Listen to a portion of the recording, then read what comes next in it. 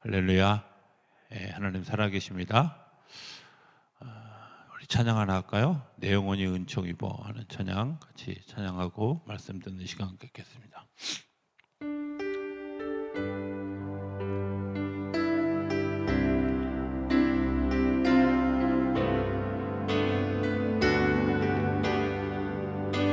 내 영혼이 은총 입어 중한 죄짐 벗고 보니 슬픔 많은 이 세상도 천국으로 화도다. 할렐루야 찬양하세. 내 모든 죄 사함 받고 주 예수와 동행하니 그 어디나 하늘나라. 주의 얼굴 뵙기 전에 멀리 뵈던 하늘나라 내 마음속에 이루어지니 날로 날로 가깝도다. 할렐루야 찬양하세. 내 모든 죄 사함 받고 주 예수와 동행하니 그 어디나 하늘나라. 높은 산이 거친 들이 조막이나 궁궐이나 내 주 예수 모신 곳이 그 어디나 하늘나라. 할렐루야 찬양하세. 내 모든 죄 사함 받고 주 예수와 동행하니 그 어디나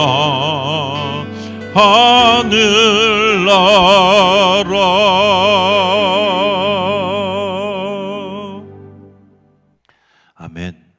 우리가 하나님의 나라를 소망하지요? 안 하시는 분들도 한두 분 계신 것 같아요. 하나님의 나라를 소망하시죠? 그럼 하나님의 나라가 도대체 뭘까?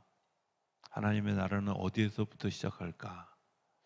또 어떻게 우리 삶 가운데 이루어질까 하는 것, 오늘 읽어드린 본문은 예수님이 이 땅에 오셔서 하셨던 세 가지 커다란 사역이에요. 하나는 천국 복음을 전파하시고, 또 하나는 회당에서 가르치시고, 또 하나는 모든 약한 것을 고치셨다. 간단하죠? 천국 복음을 전파하고 또 회당에서 가르치고 그리고 약한 것을 고치셨다고. 오늘 새벽에 제가 우리 사실 처음에 떴던 본문은 새벽 예배 때 제가 오늘 다시 저녁에 한 번 더 하겠습니다 이렇게 이야기를. 왜냐하면 새벽잠이 많으셔서 못 오시는 분들이 있으셔서 그런 분들을 위해서, 또 그런 분들은 또 새벽잠이 많아서 또 방송도 잘 안 봐. 그러니까 그래서 이제 저녁에 다시 한번 하겠다. 그러나 어떻게 한 걸 또 똑같이 하겠어요, 그죠? 조금 더 좀 다른 측면에서. 그러나 주제는 비슷한.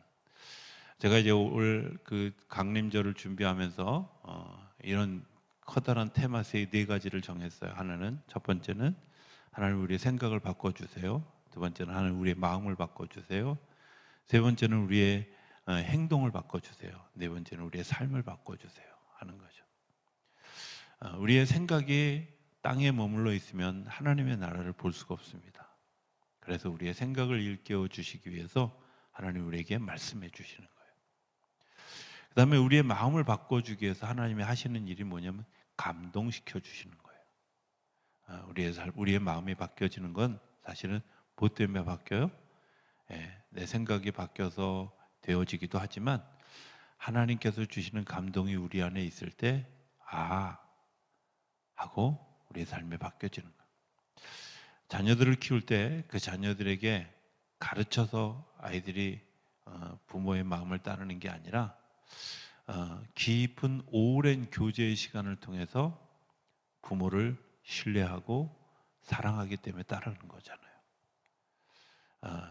우리 부모님은 내가 배고플 때 먹을 걸 주고, 내가 힘들 때 같이 해주고 위로해주고 뭐 이런 것들을 경험했기 때문에 그 마음 속에 부모님을 따르는 그런 마음들이 있는 거죠.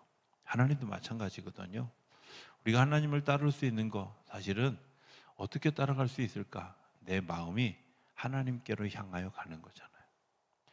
하나님의 나라를 이루는 굉장히 중요한 근본은 뭐냐면 마음과 마음이 연결되어지는 거예요. 그 마음과 마음이 연결되어지는 것을 가로막는 일들을 이제 하나하나 제거해가는 일들. 그래서 서로의 그 마음의 벽이 무너지고 서로가 통하는 그런 마음들이 되게 하기 위해서 많이 사용하는 단어들이 용서해라, 화해해라, 뭐 이런 일들. 또 우리 마음에 상처가 있으면 벽을 쌓기 때문에 그것들을 치료해라, 이런 이야기들. 이런 것들을 하게 되는 거죠. 오늘도 제가 낮에 어떤 분을 만나서 이런 이야기를 했습니다. 하나님이 왜 다윗왕을 사랑하실까요? 라는 거예요. 전 정말 오랫동안 하나님이 왜 다윗 왕만 그렇게 이뻐하실까 하는 거죠. 그렇죠? 전 정말 그게 이해하기 쉽지 않았어요. 사실 도덕적으로 윤리적으로 보면 사울보다는 다윗이 훨씬 나쁜 사람이죠. 그렇죠? 사울은 적어도 남의 부인 뺏거나 또 자기 부하를 죽이는 일은 없었어요. 살인 미수는 했어요. 왜냐하면 다윗을 죽이려고 했던 거니까. 그러나 살인하진 않았어요. 남의 부인을 빼앗은 적도 없어요. 그가 막 결코 정말 비도덕적이고 비윤리적인 사람은 아니었어요. 그런데 다윗은 안 그랬거든요. 굉장히 비윤리적이고 그리고 정말 아주 잔혹하죠. 그런데 하나님이 그 잔혹한 다윗을 사랑하고 뿐만 아니라 이스라엘을 가보고 놀라운 것은 왕 중의 왕, 왕 중의 왕, king of kings 다윗 이렇게 얘기해요. 데이빗 이렇게 얘기해요. 왕 중의 왕이라는 거. 아니 도대체 저 나라는 자존심도 없나? 저런 나쁜 사람을 글쎄 왕 중의 왕이라고, 최고의 왕이라고 그렇게 이야기하는 이유가 도대체 뭘까 하는 거예요. 여러분들 왜 그러세요? 제가 오늘 그 만난 장로님한테 하나님이 다윗을 사랑한 이유가 뭘까요? 그러게 제가 이렇게 물었어요. 그랬더니 그 장로님이 그러시더라고요. 자기가 잘못한 거 정말 깨닫고 돌이킨 거. 그렇죠? 정말 놀라운 신앙인의 모습이죠. 근데 그거는 다른 사람도 해요. 하나님이 다윗을 특별히 사랑한 이유는 이 땅에서 하나님의 나라의 정치를 했다는 거예요. 하나님의 나라의 정치를 하는 거예요. 이 땅의 정치가 아니라 하나님의 나라. 가정과 교회는 하나님의 나라의 정치를 배우는 곳이에요. 그리고 그 정치를 익히고 내가 하나님의 나라에서 살아가는 행복함을 누리는 곳이 어디예요? 가정이고 그리고 교회예요. 그러니까 우리의 가정이 이런 하나님의 나라가 이루어지지 않으면 기도해야 될 제목이에요. 또 우리 교회가 그런 하나님의 나라를 이루어가지 못하고 있다면 기도해야 될 제목이에요. 오늘 우리가 그런 기도 제목을 발견하고 하나님의 나라에 함께 나아가는 그런 역사가 있게 되기를 기대합니다. 오늘 새벽 본문에는 이런 이야기가 있었어요. 이스라엘 백성들이 사무엘에게 왕을 요구해요. 왜 왕을 요구하냐면 이제 사실은 성경의 이렇게 기본적인 근원, 이 토대를 잘 모르면 이제 성경을 좀 오해하기 쉬운 일들이 그 안에 있어요. 그래서 제가 아침에 좀 설명을 했는데요. 한 번 더 설명하겠습니다.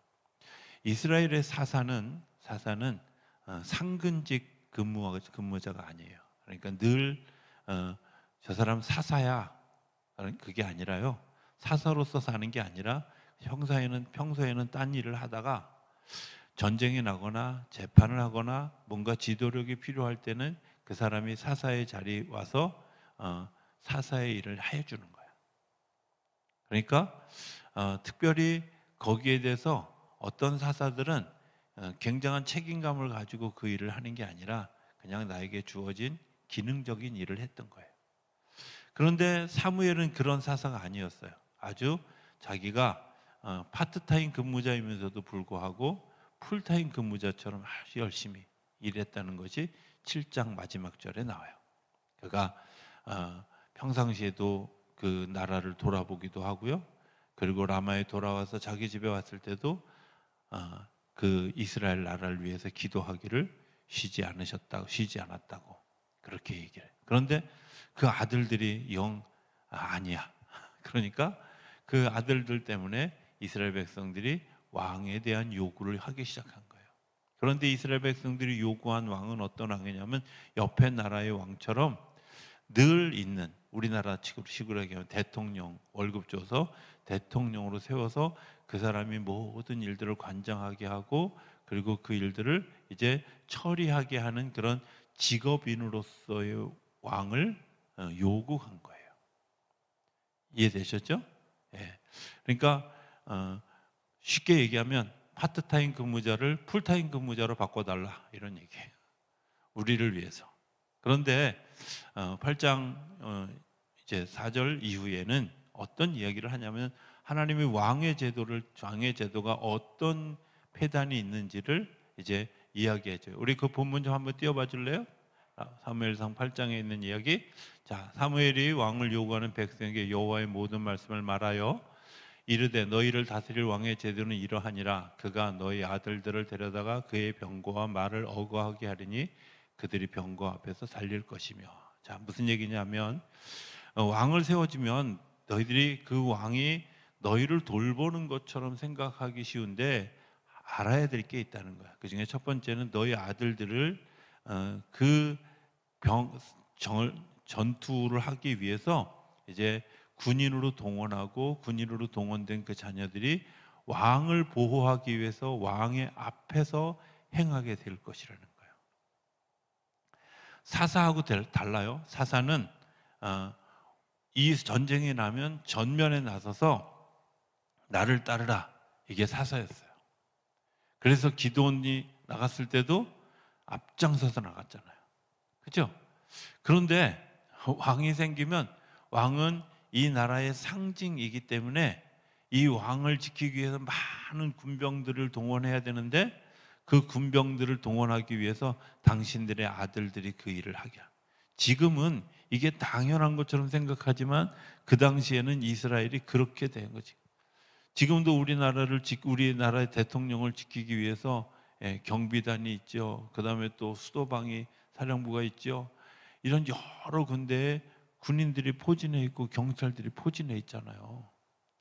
누굴 하기? 우리 아들들이 그 왕을 지키기 위해서. 이게 나라의 제도라는 거예요. 또 11, 12절에 보면 그가 또 너희 아들들을 1000부장과 50부장을 삼을 것이며 자기 밭을 갈게 하고 자기 추수를 하게 할 것이고 자기 무기와 병거의 장비도 만들게 할 것이다. 왕을 위해서 뭘 하게 한다고요? 1000부장과 50부장 뭐 이렇게 자리를 주기도 하고요. 그다음에 자기 밭을 갈게도 하고요. 추수도 하게 하고요. 무기와 병거의 장비도 만들게 할 거라는 거예요. 누구? 우리 아들들에게. 13절. 그가 또 너희의 딸들을 데려가 향로 만드는 자와 요리하는 자와 떡 굽는 자로 삼을 것이며 14절. 그가 또 너희의 밭과 포도원과 감나무에서 제일 좋은 것을 가져다가 자기 신하들에게 줄 것이라. 이게 사사 시대에는 없었던 일들이 왕정 시대가 되면 이런 일들이 일어나게 될 거라는 거예요. 지금은 상식인 것처럼 세워지지만 하나님의 나라는 그런 나라가 아니라는 거예요. 하나님의 나라의 특징은 뭐냐면 예수님이 앞서가셔요. 우리 찬송회도 있죠. 대장 예수 앞서가시니 이렇게 나오잖아. 그죠? 예수님은 뒤로 물러서서 관람하고 너희들이 먼저 다쳐라 이렇게 하지 않으셨어요. 야곱이 자기가 에서로부터 공격받을 것을 대비해서 자기의 모든 재산을 앞세우고 맨 뒤에 선 것들을 성경은 아주 묘하게 굉장히 비겁한 짓으로 설명해요. 그렇게 생각해 보면 하나님의 나라가 이루어지는데 굉장히 중요한 것은 어떤 일에 앞서가는 거예요. 앞서가는 거예요. 저는 믿음을 가진 사람들의 굉장히 중요한 특징이 뭐라고 생각하냐면요, 앞서가는 거예요. 예, 아멘 할 때까지 제가 계속 말 돌려가면서 할 예정이에요. 앞서가는 거예요. 남들 가는 거 보고 적당히 뒤쫓아가는 사람 믿음 있는 사람이 아니야. 그거는 묻어가는 거야.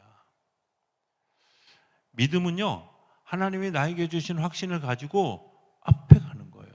그래, 내가 책임질게. 그래, 내가 감당할게. 주님, 제가 믿음으로 그것을 감당하겠습니다. 그리고 앞서가는 거예요. 하나님의 나라는 하나님의 나라의 백성들이 앞서가도록 주님께서 우리 앞에 되어서서 앞서가시는 거예요. 예수님이 나사로가 죽었다는 소식을 들었어요. 그런데 나사로가 죽었다는 소식을 들은 때가 어떤 때냐면 예수님이 갈릴리에서 살다가 예루살렘에 왔어요. 예루살렘에 와서 이제 마지막 주간을 보내는 그 기간에 나사로가 죽은 거예요. 그런데 그 나사로가 죽었을 때 전갈이 왔는데 예수님이 머물러 있어요. 그러니까 제자들이 생각할 때 뭐라고 생각했냐면 예수님이 얼마 전에 예루살렘에 들어갔다 사람들에게 막 돌로 맞아 죽을 뻔한 일이 생기니까 예수님도 무서워서 그 나사로의 집에 못 가시는구나 이렇게 생각을 했던 것 같아요. 그런데 3일이 지났는데 갑자기 예수님이 벌떡 일어나서 야 가자. 그리고 그 성경에는 뭐라고 되어 있냐면 예수님이 제자들보다 앞서가시니 이렇게 되어 있어요. 앞서가시니. 그러니까 도마가 뭐라 그러냐면 예수님 거기 가서 우리가 죽을 뻔했는데 거길 또 가십니까? 그러니까 잔말하지 말고 따라와. 아마 이렇게 이야기하고 앞서가시니까 도마가 쫓아가면서 뭐라고 해요? 야 우리도 죽으러 가자. 그리고 따라가게 되어졌다는 거예요. 예수님이 겟세마네 동산에 갈 때도 그리고 십자가에 달리기 위해서 이제 죄인처럼 끌려갈 때도 예수님이 앞서가셨어요. 피하지 않았어요. 숨지 않았어요. 하나님의 역사는 어떤 사람들에 의해서 이루어지냐면 앞서가는 사람들. 하나님의 나라는 어디서? 앞서갈 감동을 주시는 하나님의 마음을 따라 내가 앞서가는 거예요. 믿음을 가지고 산다고 하면서도 남들이 하는 거 눈치 봐가면서 야 이러면 혹시 좀 내가 좀 피해가 좀 덜 있을까? 욕 좀 덜 먹을까? 뭐 이런 것들 가지고 머뭇거리는 사람은 앞서갈 수 없어요. 하나님의 나라는 어떻게 한다고요? 제가 아무래도 오늘 저기 이따가 12시에 축구 보려고 미리 지금부터 잠을 좀 자들려고 하는 분들이 계시는. 어떻게 한다고요? 하나님 나라는? 앞서가는 거예요. 뒤쳐져서 가는 게 아니라 앞서가는 거예요. 자, 그 앞서간다는 말을 다른 단어로 사용한 게 뭐냐면 섬김이라는 거예요. 하나님의 나라는 하나님의 섬김을 통해서 세워졌어요. 세상의 나라는 왕이 군림해서 세워졌어요. 내가 왕이야. 내 명령을 들으라 하고 이야기하는 거예요. 상징적인 얘기가 뭘까요? 만약에 예수님이 이 땅에 오시면 우리는 예수님께 절할 때 어떻게 할까요? 많은 분들이 어떻게 상상하냐면 예수님께 절할 때 마치 옛날에 왕에게 왔을 때 무릎을 탁 꿇고 머리를 조아리고 전하 말씀하시옵소서 이럴 것처럼 생각하는데 성경을 잘 복음서를 보면 예수님의 제자들이 예수님하고 얼굴 마주대고 이야기했어요. 얼굴 마주대고 얘기했어요. 예의를 표시하지 말라는 것이 아니라 서로가 정말 서로 사랑하고 하는 것들을 위해서 주님께서 그런 것들을 일으켜세요. 그렇다고 예수님의 권위가 떨어졌느냐? 그렇지 않아요. 예수님의 권위를 그대로 가지고 있으나 마치 부모처럼요. 부모는 자녀를 위해서 때로는 먹을 것을 주고, 때로는 뒤치다꺼리를 하고, 때로는 자녀가 잘못했을 때 때로는 경찰서 가서 막 빌기도 하고, 그런다고 해서 부모의 권위가 떨어져요? 아니에요. 그런 것들을 감당해도 부모의 권위는 떨어지지 않아요. 아니, 오히려 더 가치 있는 부모가 되어져요. 그런데 내가 부모인데 네가 잘못했으니까 내가 경찰서를 왜 가? 그런 부모는 사실 권위가 없는 거죠. 능력이 없는 거죠. 그렇잖아요. 여러분들, 우리가 이 땅에서 가장 중요하게 생각하는, 대통령으로서 내 권위를 너희들이 나 인정해줘. 사실은 이게 대통령이 아니라 백성들이 필요한 자리에 가서 같이 아파하고 같이 힘들어하고 같이 정말 마음을 못 얻는 일들을 하는 것이, 그게 왕이에요. 주님은 그걸 하신 거예요. 예수님이 이 땅에 오셔서 한 일이 뭐였을까요? 천국 복음을 전파하는데 말로만 전파한 게 아니라 정말 사랑이 필요한 자리에 가셨어요. 그것이 사람들이 욕을 하고 핍박하고 비난하는 자리라도 할지라도 예수님은 세리의 집에 가셨고요, 창기의 집에 가셨고요, 병든 자의 집에 가셨고요, 전염병을 앓고 있는 사람들을 만나셨어요. 그게 하나님의 나라의 정치 시작이에요. 그걸 섬김이라고 얘기하는 거예요. 섬김은 필요한 자리에, 나를 필요로 하는 자리에 내가 앞장서서 가는 거예요. 이해되시죠? 네, 앞장서서 가시는 거예요. 정말 그것 때문에 아파하고 힘들어하고 고통스러워하고, 정말 다른 사람이, 제가 처음에 목회를 나갔는데 막 우리 교회에 굉장히 아픈 분들이 많았어요. 아픈 분들이 많은데 제가 할 수 있는 게 없잖아. 기껏 제가 아프다 그러면 병원에 차 가지고 모시고 갔다 오는 거. 아니, 하나님 환자를 주셨으면 환자를 고칠 능력을 주시든지, 아니면 돈을 많이 주셔서 좀 그래도 목사가 폼나게 했잖아, 좀 모시고 갔다가 병원비도 좀 내고 좀 이럴 수 있게 좀 돈이라도 좀 주시든지, 아니면 명이라도 알게 하시든지, 뭐 이래야지 도대체 내가 이게 도대체 뭐냐고. 그런데 그런 기도를 하나님이 들으시고 하나님이 그런 것들을 감당할 마음의 밭을 넓게 열어 가시는 거죠. 그런 마음조차도 가지고 있지 않은 사람들이, 정치하는 사람들은 그렇게 행하는 사람들이 많이. 제가 그 세월호 사건이 났을 때 이렇게 얘기한 적이 있어요. 제가 교인들한테 설교하면서, 참 어리석다. 대통령이 진짜 어리석다. 나 같으면, 내가 대통령이라면, 더군다나 그 당시에 여자 대통령이었잖아요. 경호원들 몇 명만 대동하고 그 팽목항에 가서 앉아서 들어오는 그 시신들, 건져온 그런 사람들 한 사람 한 사람 부둥켜 안으면서 일주일만 있으면 충분히 백성들의 아픔을 감당할 수 있었을 거라고 생각해요.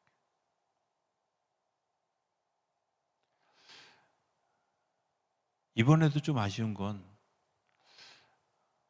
우리 윤씨 형님이 좀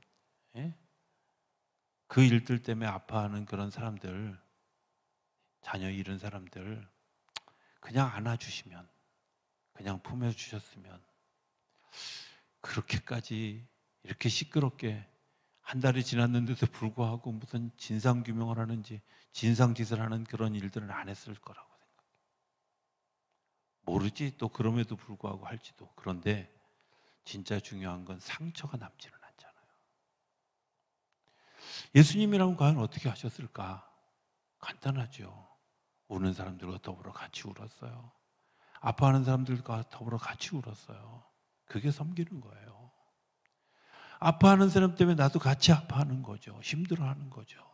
그게 예수님의 모습으로 나타난 것이 섬김이라는 거예요. 하나님의 나라는 굴림에서 되어지는 나라가 아니라 섬김으로 세워지는 나라인 줄로 믿습니다. 그것이 우리의 삶을 감동하게 하는 거고, 하나님의 나라의 정치. 다윗은 그런 정치를 했어요. 백성들을 앞세우는 게 아니라 내가 스스로 앞장서서 반란이 일어났을 때 다윗의 모습은 자기 군인들을 동원해서 지켜라, 싸우지 않았어요. 외부에서 적이 들어왔을 때는 자기가 일선에 나가서 싸우는 반면에 반란이 일어났을 땐 내 백성이기 때문에 도망갔어요. 저주를 받으면서도 도망갔어요. 아들이기 때문에 도망간 게 아니라요, 백성들과 싸우는 경우 가는 게 아니에요. 도저히 견딜 수 없을 때 주님께서 명령하셨을 때 비로소 그 일들 하나님이 처리해 가게 하셨어요. 하나님의 나라의 정치 1번은 뭐냐고? 섬기는 거예요. 두 번째는요, 백성을 사랑하는 일들이죠. 그죠? 사랑하는 일들. 여러분들 자녀를 성장시키는데 가장 커다란 양분이 뭐라고 생각하냐면, 무엇을 가르치냐면 정말 사랑함을 가르치는 거예요. 예수님이 왜 회당에서 가르치셨을까요? 회당은요, 공동체가 있고 그 안에서 사랑하고 섬기고 아끼고 축복하고 격려하고 뭐 이러는 것들을 훈련하는 자리예요. 훈련하는 자리예요.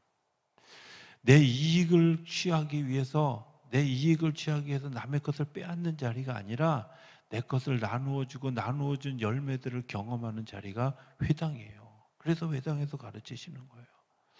여러분들, 교회는 내 이익을 위해서가 아니라 내가 누군가에게 더 주기 위한 훈련들을, 더 세우기 위한 훈련들을 하는 거예요. 제가 오늘 새벽에도 얘기했지만 미국은 전쟁이 끝난 지 72년이 지금 지난 이때도 올해도 당신들의 군인들이 이 땅에 와서 전투하다가 죽은 그런 역사적 흔적이 있는 곳을 1년 동안 조사해서요, 짧게는 한 달, 길게는 3개월, 6개월까지 유해 발굴을 하는 작업을 많은 돈을 들여서 해요. 왜 하겠어요? 그 백성들의 한이 이 땅에서 남아있지 않도록 그거 유해 발굴해서 본국으로 돌아가는 거예요. 72년이 지났으면요, 뼈도 막 DNA 조사를 해야 남을 수 있는 만큼 썩어 있을 때야. 그런데도 불구하고 우리 백성이라는 거예요. 내 백성이라는 거예요. 하나님은 저와 여러분들을 하나님의 백성 삼으셔서 끝까지 사랑해 주시는 줄로 믿습니다. 어떠한 대가를 치르고라도 하나님은 우리를 사랑해 주시는 줄로 믿습니다. 이런 생각을 해봤어요. 하나님이 이스라엘 백성들을 애굽에서 탈출시켜서 가나안 땅에 이르는 데까지 40년 동안 얼마나 쓰셨을까요?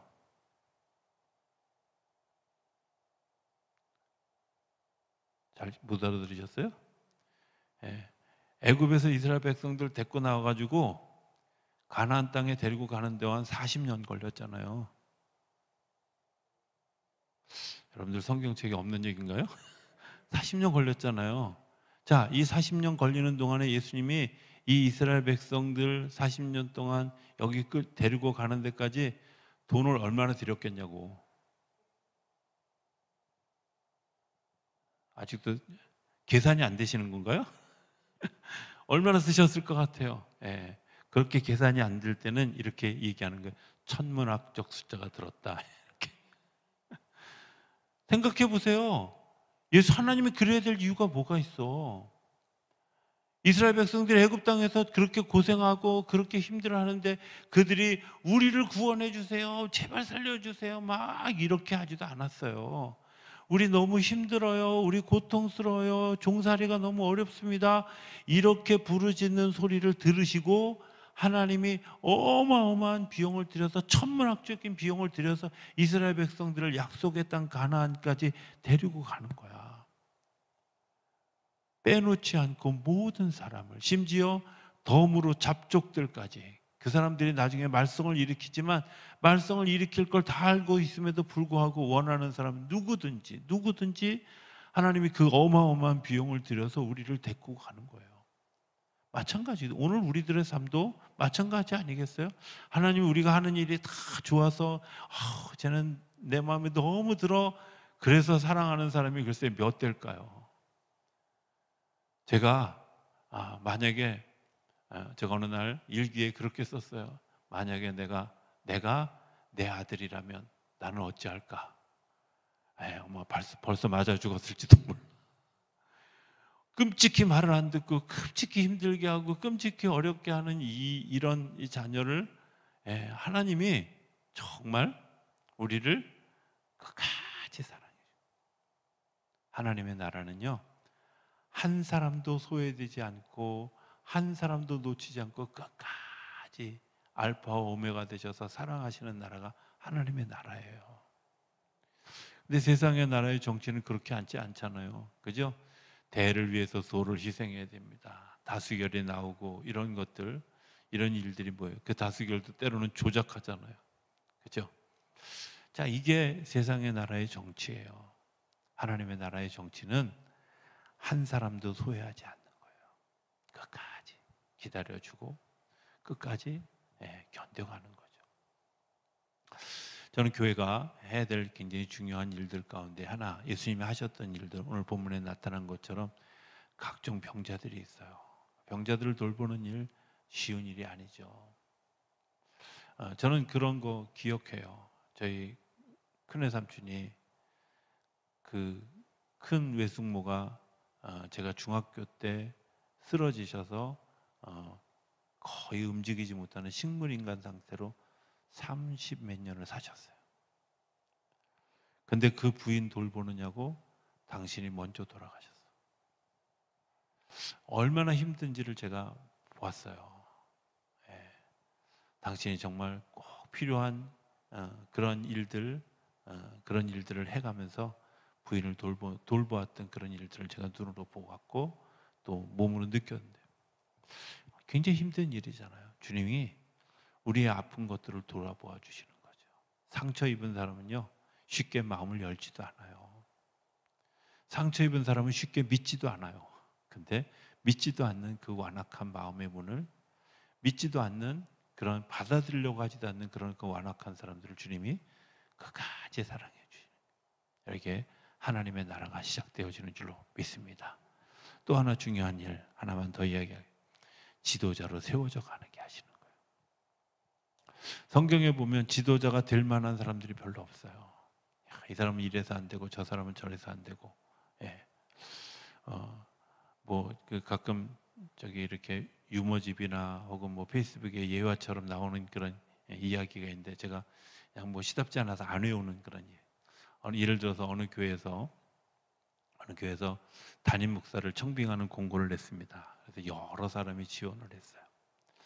여러 사람이 지원했는데 예를 들어서 다윗 같은 사람이 지원을 했으면 이 사람은 과거에 남의 부인을 뺏은 적도 있고 청부살인을 한 적도 있습니다. 담임 목사 자격이 되겠어요?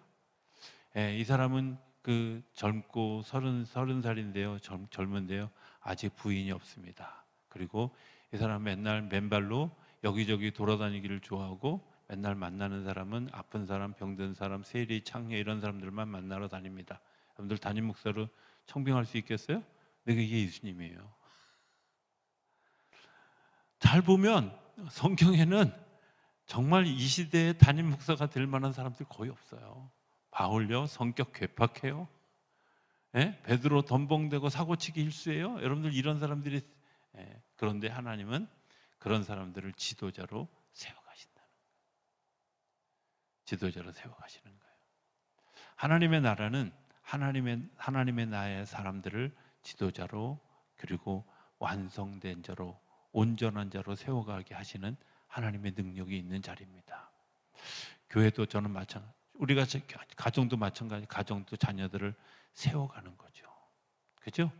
부모의 기도가 뭐겠어요? 하나님의 자녀가 정말 거룩한. 저는 교회도 마찬가지라고 생각해요. 교회도 여러분들 한 사람 한 사람이 정말 건강한 신앙인으로 세워져 가는 일들이 일어나게 되기를 주님이 그렇게 기도한다고 믿습니다.